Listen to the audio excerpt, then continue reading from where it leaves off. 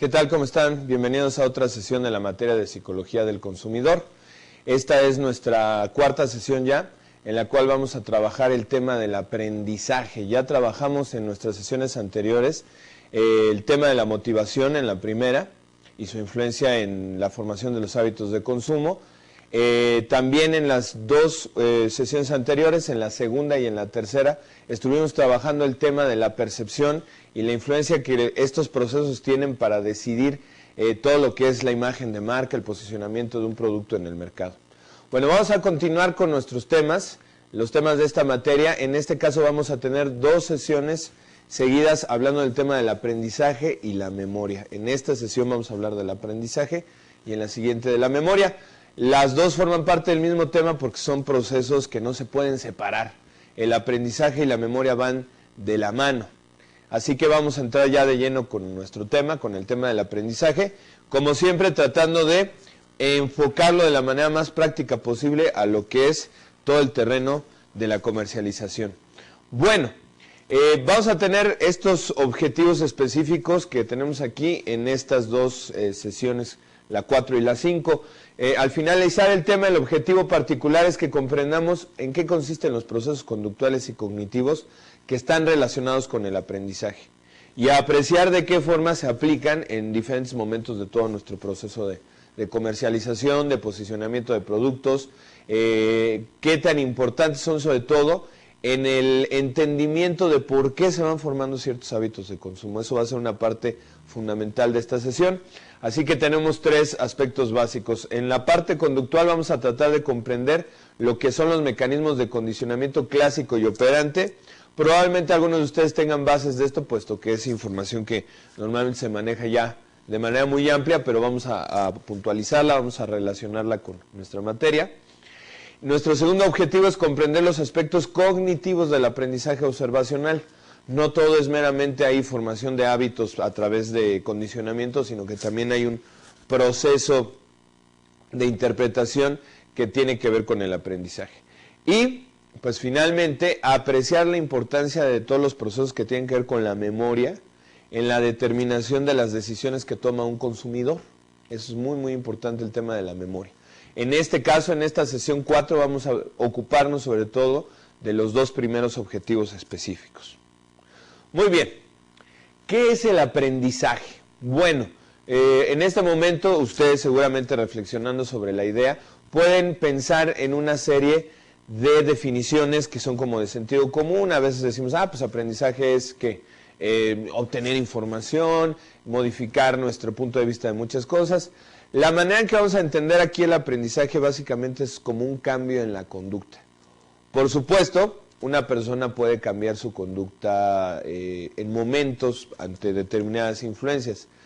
Lo que distingue a esos cambios, que puede ser, por ejemplo, un cambio por un estado de ánimo de determinada manera, por incluso haber ingerido algún tipo de sustancia, etcétera, esos cambios en el comportamiento, pues evidentemente no son aprendizaje. La característica del aprendizaje es que sí, es un cambio en la conducta, pero es un cambio relativamente permanente.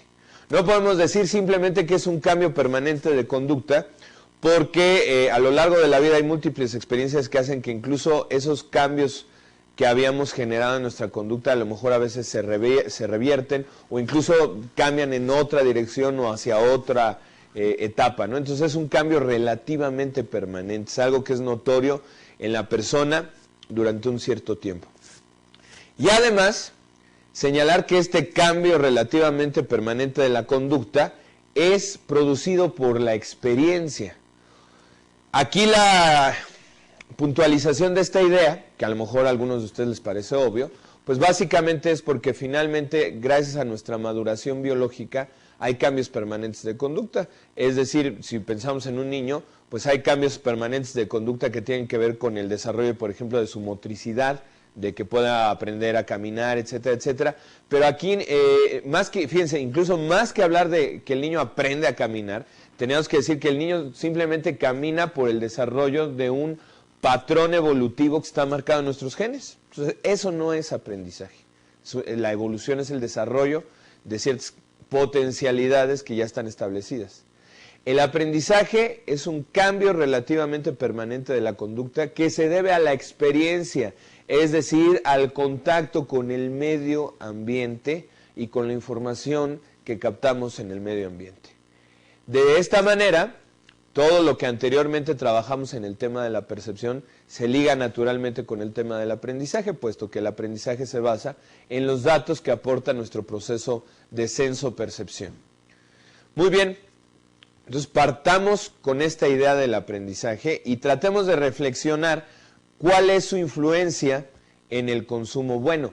¿Cuántos hábitos de consumo que ustedes tienen actualmente en todos los ámbitos, ropa, alimentación, discos, música, diferentes tipos de artefactos que utilizamos, no tienen que ver con fuertes conexiones, con asociaciones que desarrollamos durante la infancia o la adolescencia, y que además esas conexiones no solamente permiten establecer ahí una vinculación con un producto, sino que también traen de la mano emociones, ¿no? ¿Cuántos de ustedes no comen, por ejemplo, la misma marca de cereal que comían desde que estaban en la primaria? O que eventualmente regresan a esa marca porque les entra un poquito como la nostalgia, ¿no? Bueno, finalmente estamos hablando de emociones que están activadas con las experiencias que antaño tuvimos con los productos.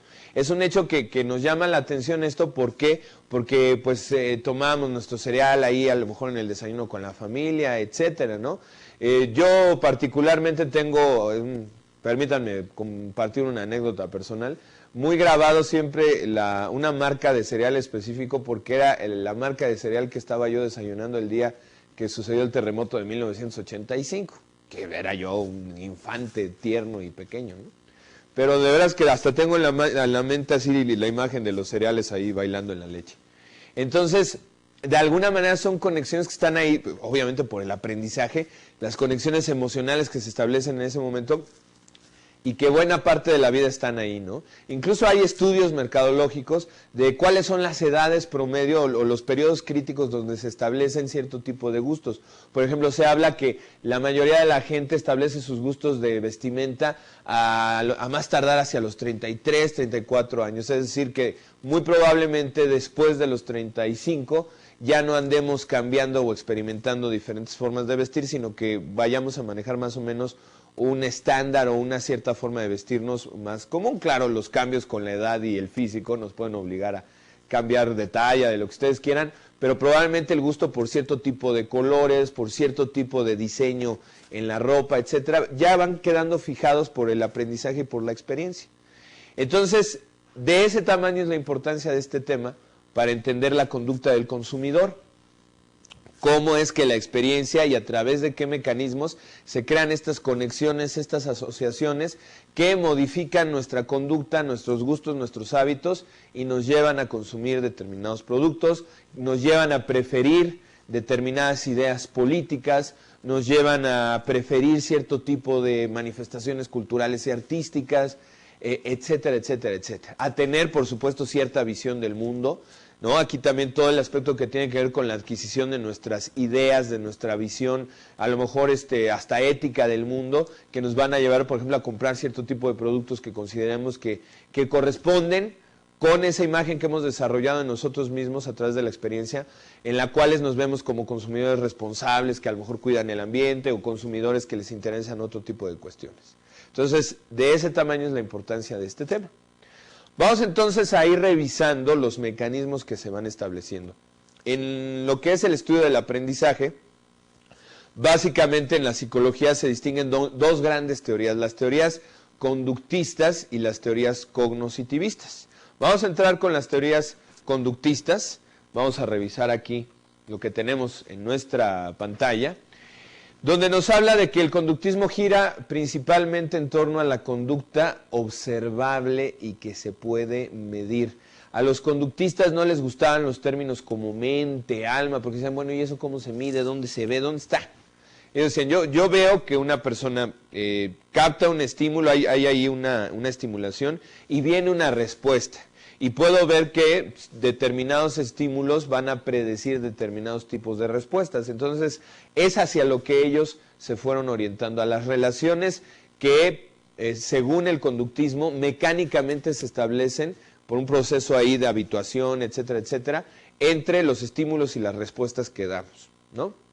Bueno, en ese sentido, en el conductismo se desarrollaron dos grandes paradigmas, dos grandes visiones de cómo se realizaba este control de la conducta. Por un lado, el condicionamiento clásico, que fue desarrollado sobre todo a partir de las investigaciones pioneras de Ivan Pavlov, y que después algunos psicólogos norteamericanos como John Watson, etcétera, fueron llevando aplicado hacia lo que es el ser humano. Y por otro lado, el condicionamiento operante, cuyo representante ahí, incluso muy famoso por cómo se ha utilizado su nombre en muchos contextos, es Skinner, B.F. Skinner, Frederick Skinner, ¿no? Que va a desarrollar ahí también una serie de experimentos, y hay una larga tradición en psicología basada en esto. Bueno, vamos a revisar entonces qué es el condicionamiento clásico. Aquí sí tenemos que irnos textualmente con la pantalla porque tenemos ahí varios elementos que considerar. Después vamos a explicar algunas cosas en el pizarrón. Dice ahí, el condicionamiento clásico. Un estímulo que produce de forma natural una conducta, vamos a suponer la comida, ¿no? La comida de forma natural produce en nosotros cierto tipo de conductas, por ejemplo, salivación, secreción de jugos gástricos, etcétera. Entonces, ahí está un ejemplo, la comida. Un estímulo que produce de forma natural una conducta es apareado, es decir, se asocian con otro que inicialmente no la produce. Vamos a pensar una alarma, una campana. Bueno, ustedes si escuchan una campana, de forma natural no van a salivar ni van a secretar jugos gástricos, porque no es una propiedad del sonido crear ese tipo de respuestas automáticas del organismo. Si se dan cuenta, aquí estamos hablando de reflejos, ¿no? Así que, un estímulo que produce de forma natural una conducta, como la comida, es apareado con otro que inicialmente no la produce, la campana, pero que al final, debido a dicha asociación, a que se presenta la campana e inmediatamente después viene la comida, campana, comida, logrará producir la misma respuesta. Es decir, que al final de cuentas la campana por sí sola será capaz de producir la misma respuesta que la comida, es decir, la salivación. Quienes no crean en esto, pues nada más recuerden cada vez que cuando estaban en la escuela sonaba el timbre de salida o el timbre del recreo, y ya luego empezaba el estómago ahí a hacernos circo, maroma y teatro, porque ya asociábamos automáticamente que era la hora del... que el timbre significaba hora del recreo, hora de salida, y quería decir a comer, ¿no? Entonces, eso es el proceso de condicionamiento clásico. A ese primer estímulo se le conoce como estímulo incondicionado, nos estamos refiriendo a la comida. Vean ustedes, vamos a trabajarlo aquí en el pizarrón, el esquema de lo que es este mecanismo de condicionamiento clásico.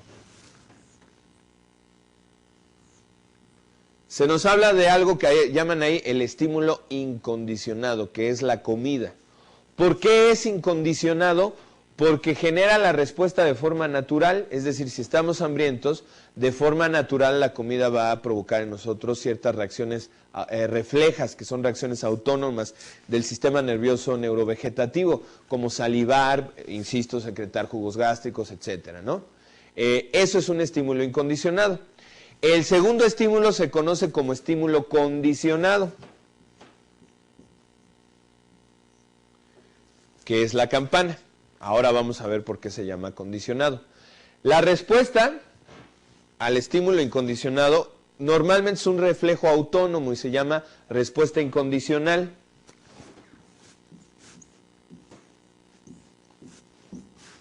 ¿Por qué? Pues porque es una respuesta natural y automática que se da ante los estímulos incondicionados.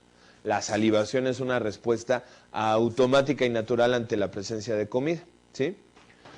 Lo que nos está diciendo aquí el esquema es que el estímulo condicionado no puede producir esa respuesta a menos que exista una continua asociación entre ambos estímulos.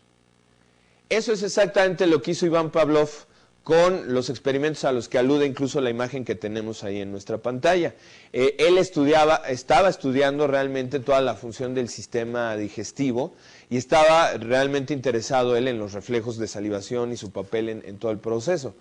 Accidentalmente se dio cuenta de que el perro con el que trabajaban empezaba a salivar porque de alguna manera prevenía la llegada de la comida, es decir, de repente se dieron cuenta que no solamente el perro salivaba ante la presencia de la comida, sino que con una campana, que era la campana que Pavlov tocaba para decirle, hacerle saber a sus asistentes que era el momento de traer la comida, el perro empezaba a salivar. Entonces ya después Pavlov empezó a hacerlo con otro tipo de estímulos, con diferentes tipos de chicharras, de alarmas, con luces, ¿no? Se prendía una luz determinada en el lugar donde estaban y inmediatamente después llegaba la comida. Luz, comida, y llegaba un momento que la luz por sí sola era capaz de generar la misma respuesta, solo que a esa respuesta, que es, insisto, la misma, ahora le llamamos respuesta condicionada. ¿Por qué el término condicionado? Bueno, pues porque este estímulo logra producir la misma respuesta solo en la medida que se, digamos, con la condición de que sea asociado con el estímulo incondicional. De esa forma, la respuesta condicionada, físicamente hablando, es la misma que la incondicional, es salivar. La diferencia es que es una respuesta que se produce por un proceso de aprendizaje, ya no por un reflejo autónomo natural. Ahí está todo el detalle. Se convierte entonces ya en una respuesta condicionada, en una respuesta aprendida. Bueno, ya desde aquí podemos ir empezando a darnos cuenta de la relación que tiene esto con nuestra temática general en este curso. La visualización de un logotipo, el sonido de una marca, ¿no? De la palabra de una marca, probablemente genere en nosotros respuestas condicionadas por la asociación que esas marcas tienen con los estímulos incondicionales.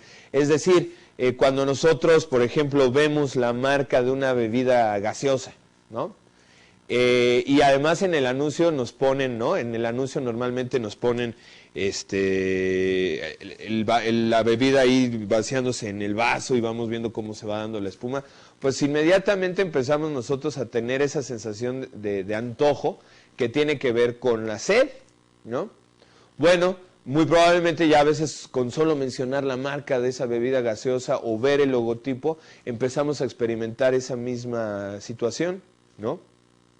De igual manera, cuando una marca, cuando algún producto utiliza, por ejemplo, a modelos, además modelos en ropa ahí interior para generar su publicidad, pues evidentemente también están aprovechando el tipo de reacciones naturales que tenemos ante ese tipo de estimulación para asociarlos con el producto y darle al producto quizá una personalidad pues atractiva, seductora, etcétera. Pero finalmente se trata de lo mismo, aprovechar esos reflejos condicionados y asociar esa respuesta con marcas, con logotipos, con ciertos productos, para que podamos identificarlos como posibles satisfactores de nuestras necesidades.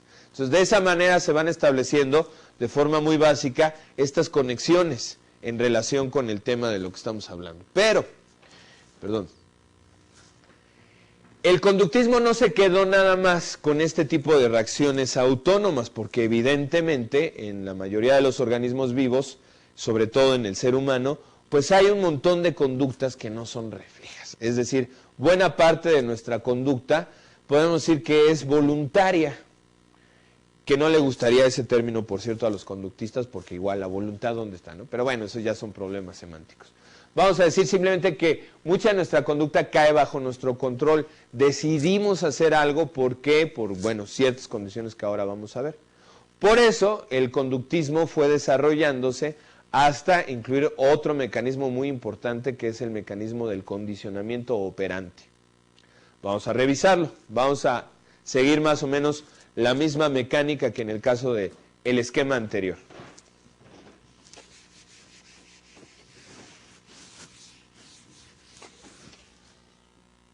Bueno, condicionamiento operante. Cuando una respuesta a un estímulo produce un resultado positivo, el estímulo se convierte en una señal para mantener la conducta.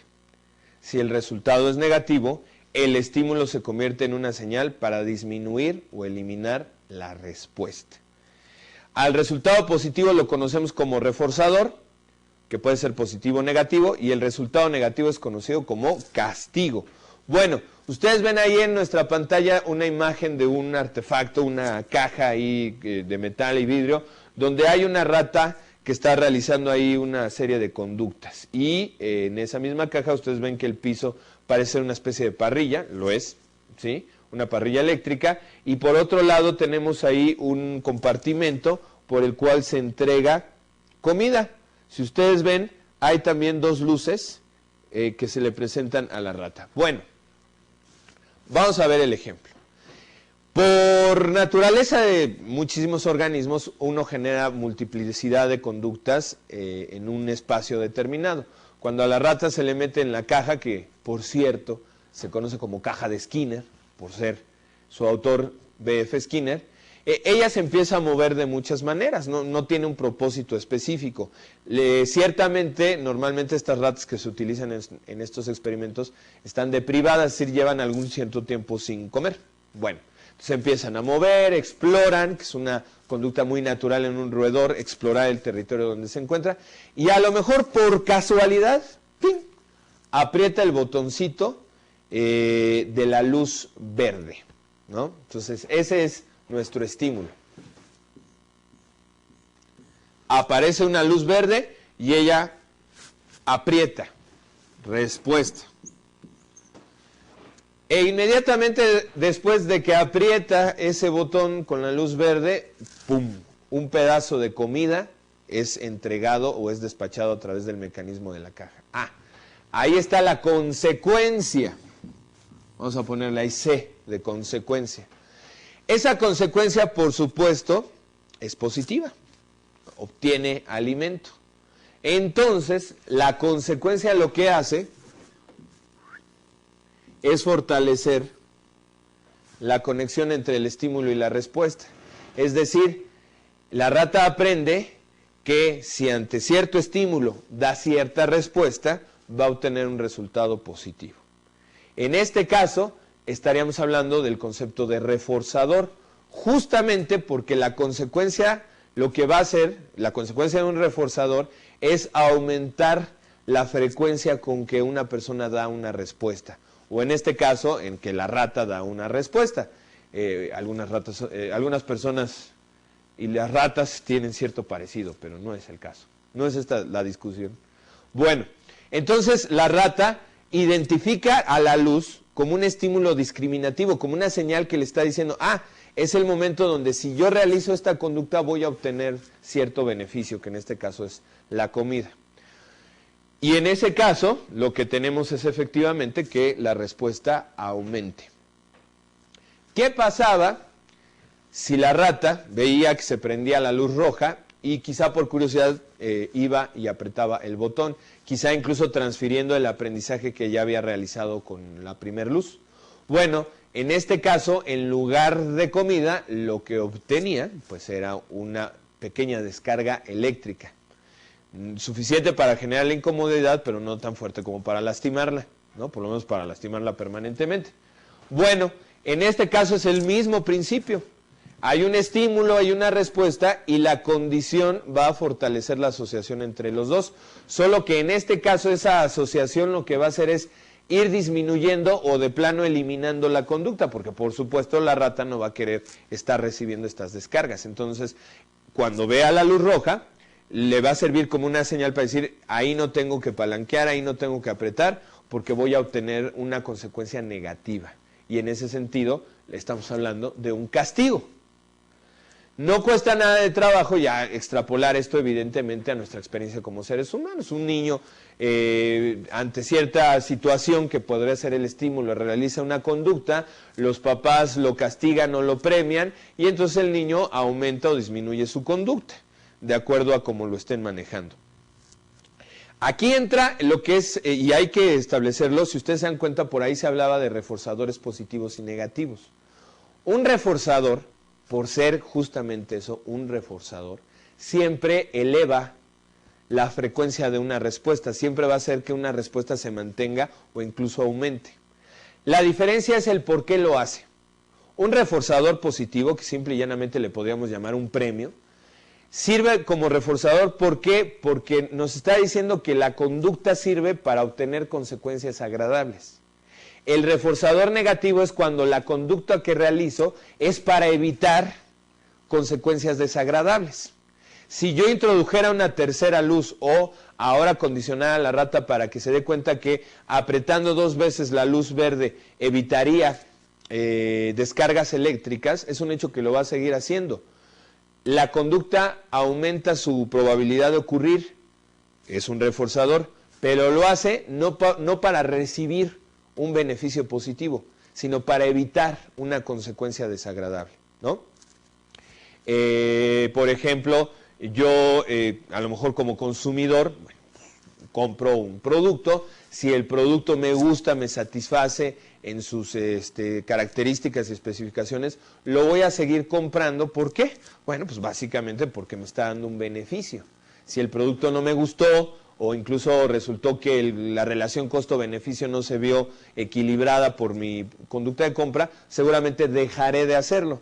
¿Dónde entra aquí, por ejemplo, el reforzamiento negativo? Bueno, a lo mejor yo como consumidor voy a una tienda porque al comprar no solo obtengo el beneficio, digamos, positivo del producto, sino que evito tener que hacer otras actividades. Muchas veces, por ejemplo, el consumo por internet, el consumo virtual, tiene que ver con el hecho de evitar las molestias de salir al tráfico, movilizarse hacia la tienda, buscar dónde estacionarse, pagar ahí el estacionamiento, la aglomeración, esperar en las cajas, ¿no?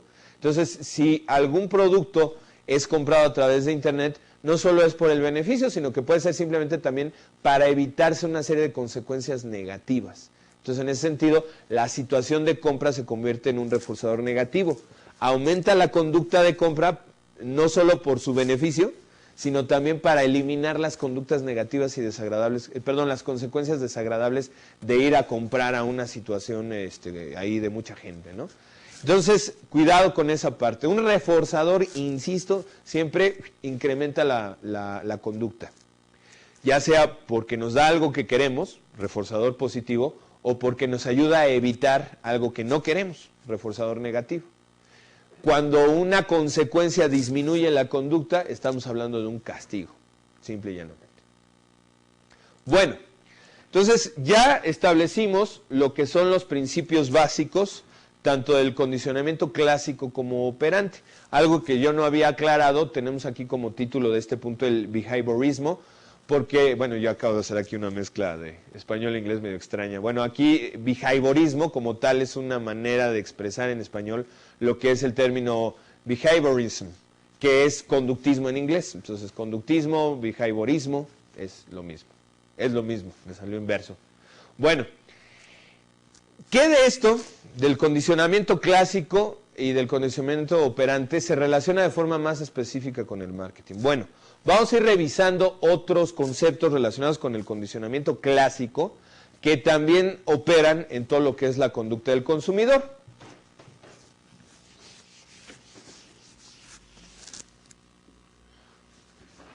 Muy bien.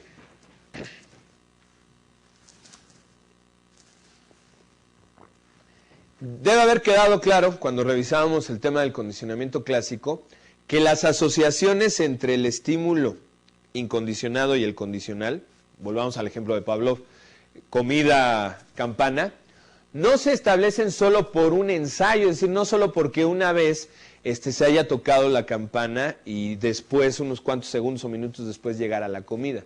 Esa asociación se establece por repetidas exposiciones, por repetidas ensayos de apareamiento entre estímulo condicional e incondicional.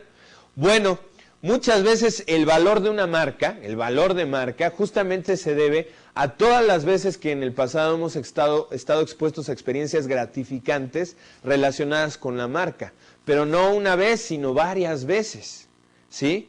En publicidad, bueno, lo vemos continuamente, un anuncio publicitario está ahí en la televisión, en la radio, en cualquier otro medio, repitiéndose y repitiéndose y repitiéndose.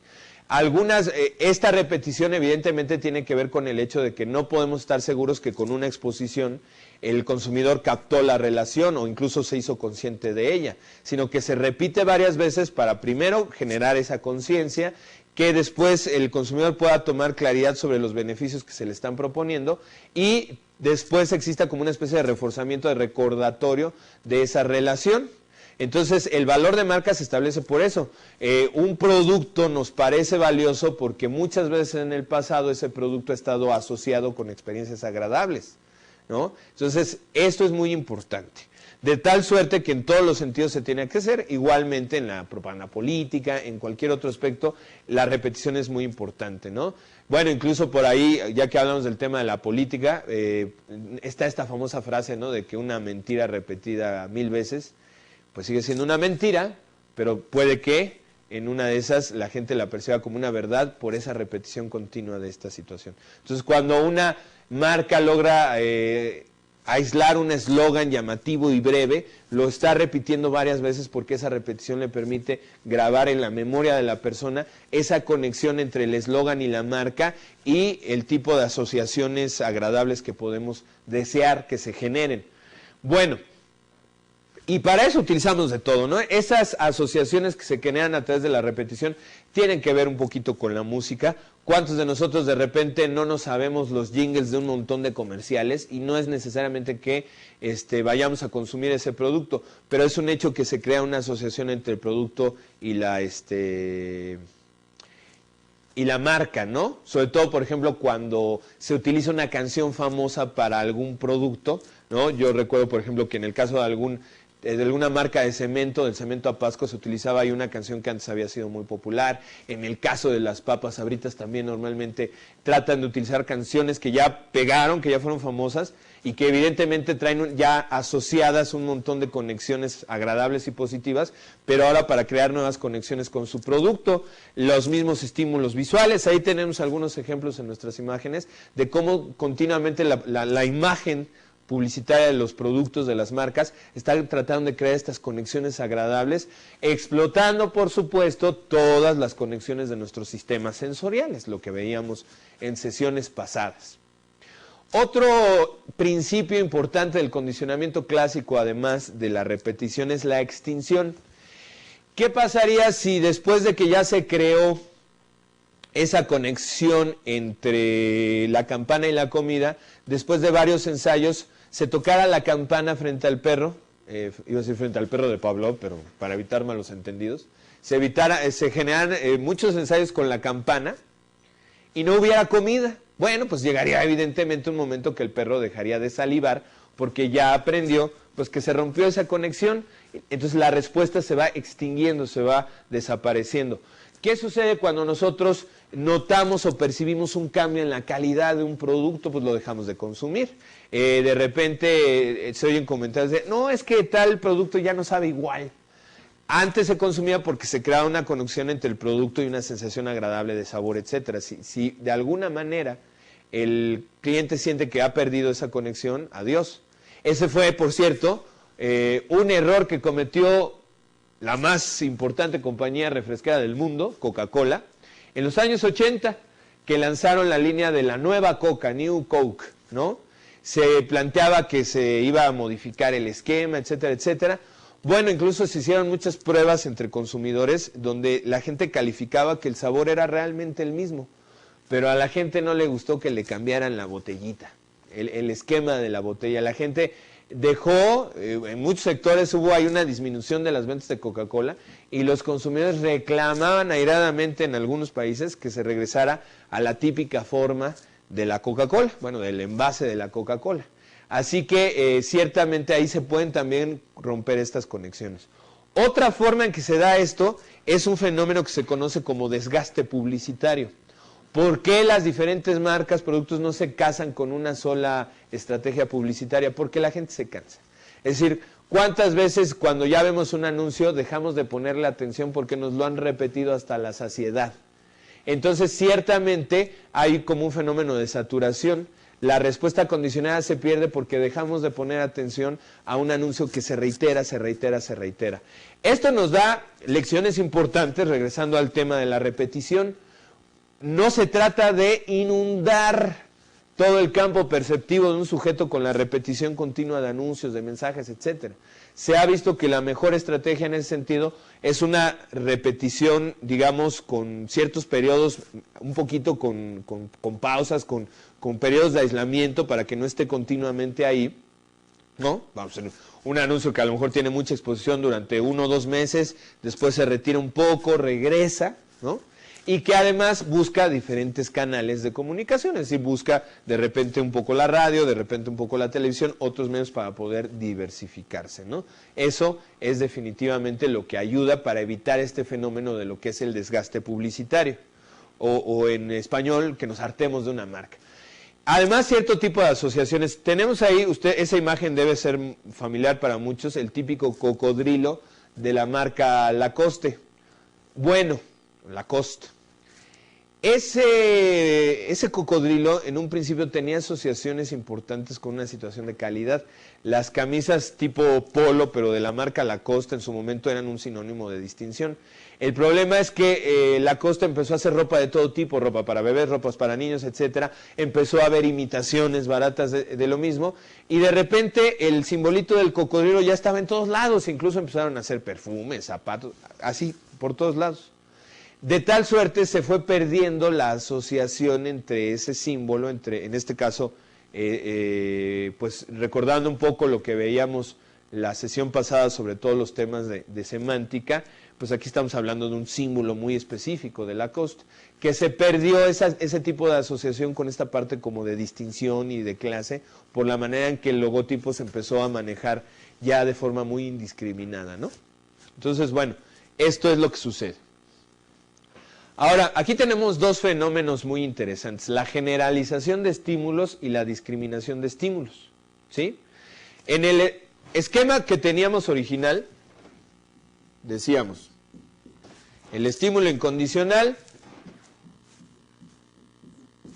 genera una respuesta incondicional, y si se asocia esto con otro estímulo, este mismo estímulo, el condicional, puede generar la misma respuesta.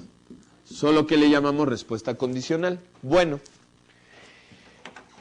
¿qué pasa si hay otros estímulos condicionales que se parecen al mismo?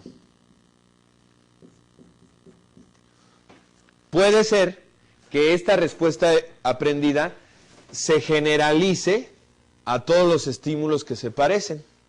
Es decir, a lo mejor el perro de Pablo ya no solamente salivaba con la campana, sino con cualquier sonido que en principio fuera muy similar al de una campana. Eso es la generalización de estímulos, o como dice ahí, generalización de la respuesta condicionada a estímulos que son similares al estímulo condicional original. Es decir, ya no solamente la campana es capaz de generar esta respuesta, sino que esta respuesta puede ser generada por cualquier otro estímulo que sea similar.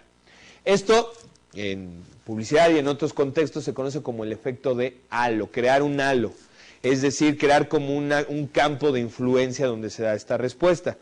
¿Cómo se logra esto en la publicidad? Bueno, las familias de marcas. Una vez que una marca ha tenido como mucho éxito, ya está conectada en la mente del consumidor como un producto de calidad, de buen servicio, etcétera, etcétera, etcétera, esa respuesta que produce se puede generar a cualquier otra marca dentro del mismo producto. Los grandes grupos corporativos, ¿no?, cuando abren nuevas empresas, dicen, esta es una empresa del grupo X.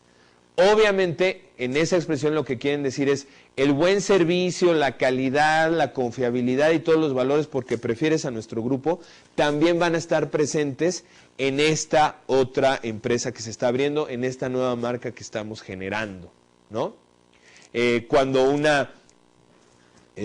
una empresa automotriz genera una nueva línea de automóviles o un nuevo tipo de automóvil, bueno, presuponemos que ese automóvil va a tener características funcionales en cuanto a calidad, etcétera, etcétera, similares a los carros que ya estaban en la línea de esa empresa. Entonces, estamos viendo este fenómeno de generalización.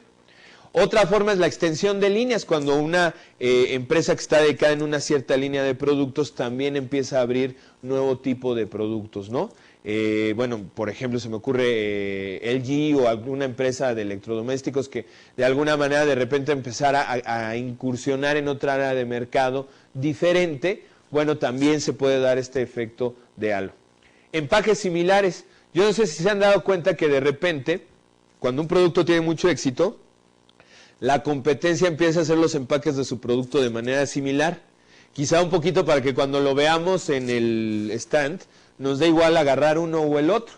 Entonces, otras marcas, es una cuestión que sucede bastante más de lo que pueden pensar, otras marcas se pueden beneficiar de las conexiones o de las asociaciones y respuestas que genera una marca de éxito cuando hacen sus empaques de forma muy similar a los que ya han probado que tienen éxito, ¿no? Entonces, ahí también se puede generar esto. La discriminación de estímulos es todo lo contrario, es cuando aprendemos a limitar la respuesta exclusivamente al estímulo condicionado original y no, diríamos, y no a las imitaciones, sino a los que se parecen, que es un poco como ven ustedes en la imagen, abajo tenemos ahí un sello que dice "This is a pair of Levi's", ¿no? Esto es un par de pantalones Levi's originales.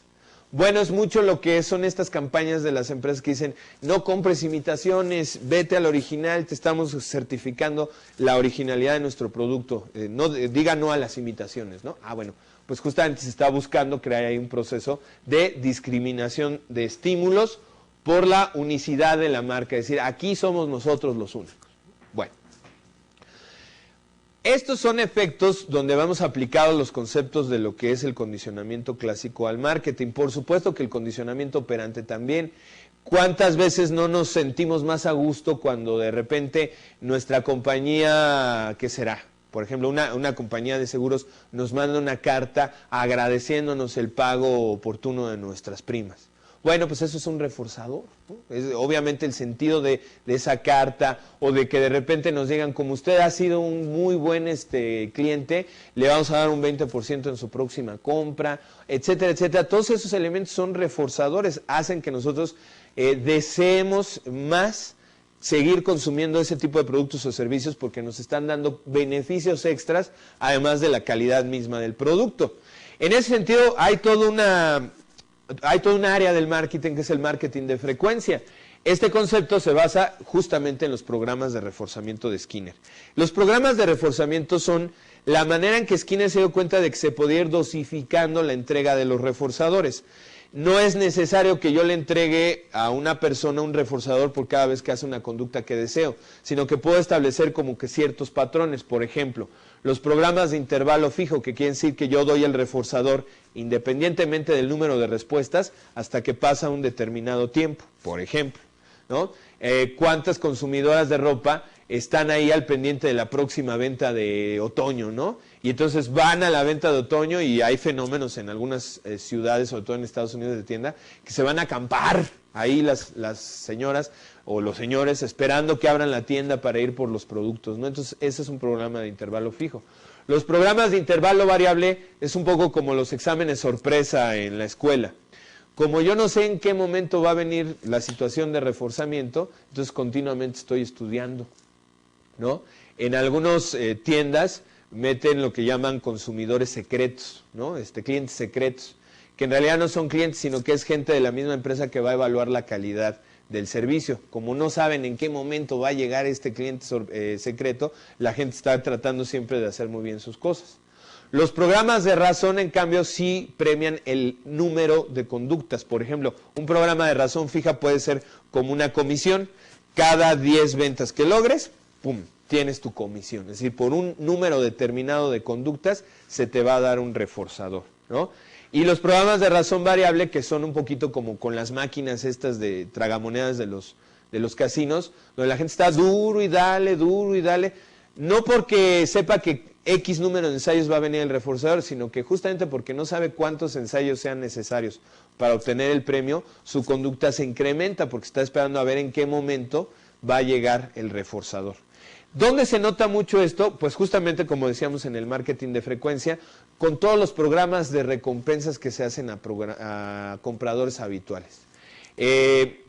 Las tarjetas de puntos, los programas, por ejemplo, de las líneas aéreas como millas frecuentes, ¿no? Mientras más viajes acumules, tendrás mayores descuentos. Mientras más compras hagas, por ejemplo, en el caso de las tarjetas, te vamos a dar puntos extras. Entonces, aquí estamos viendo cómo se aplican estos procesos de reforzamiento con cierto criterio, por eso hablamos de programas de reforzamiento, con ciertas reglas para la entrega de reforzador, ¿no?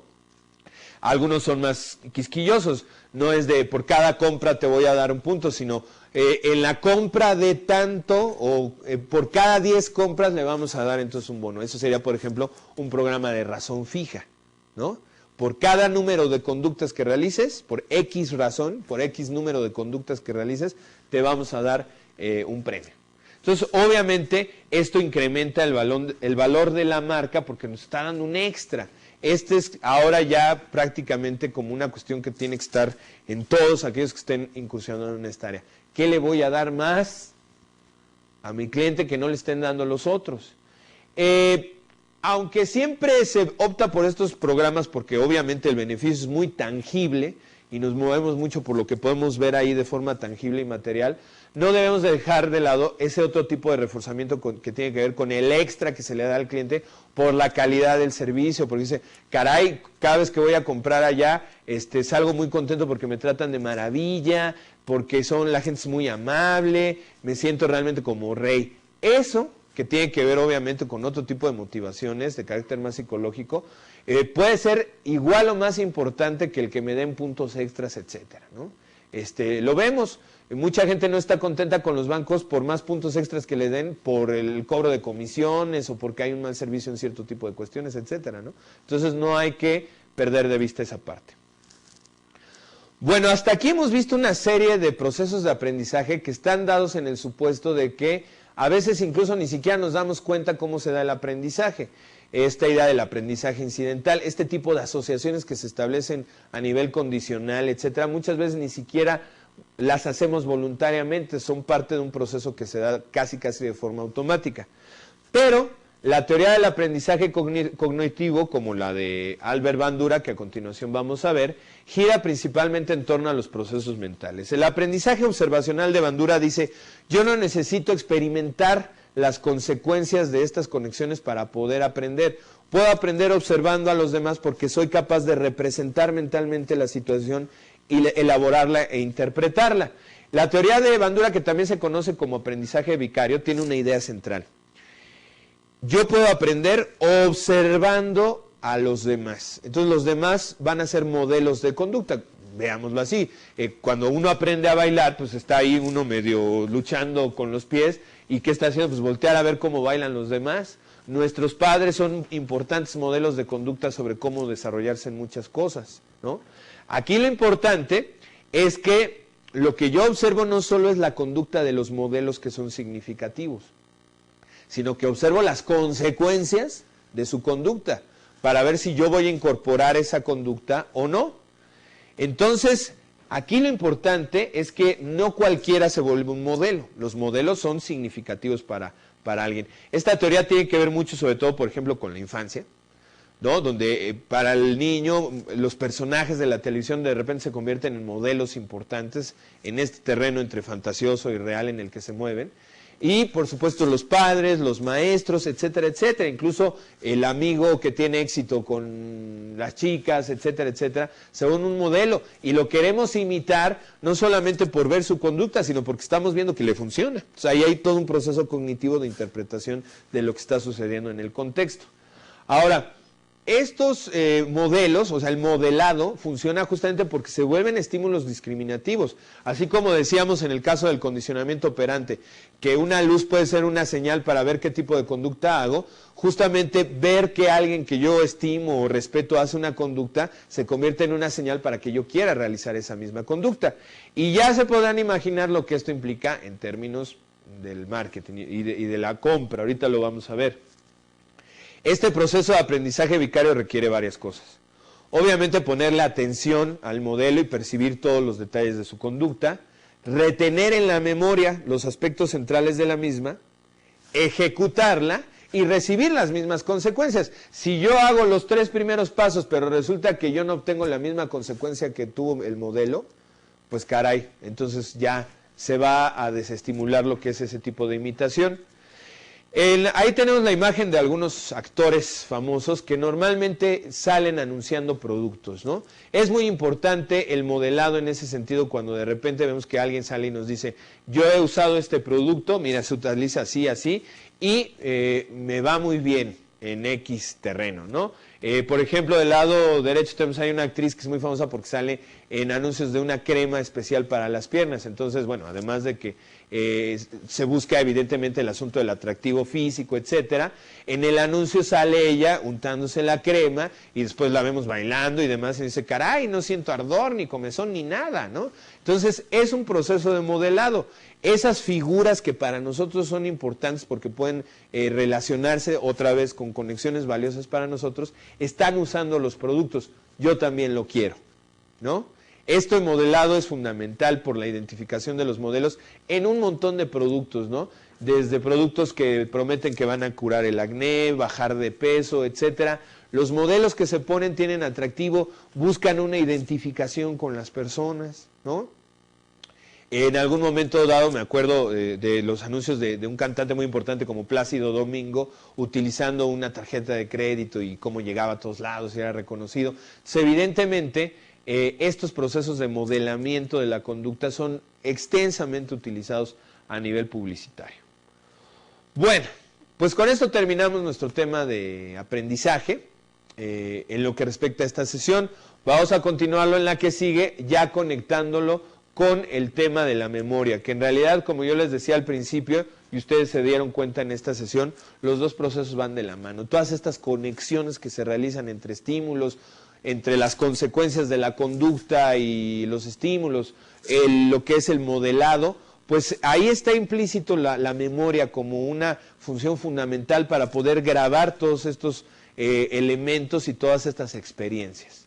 Que ese será entonces el tema de nuestra siguiente sesión, la memoria. Espero que les haya resultado sumamente interesante esta sesión, yo estoy seguro que sí. Realicen por favor las actividades y aquí nos vemos en la siguiente sesión. Que estén muy bien, hasta luego.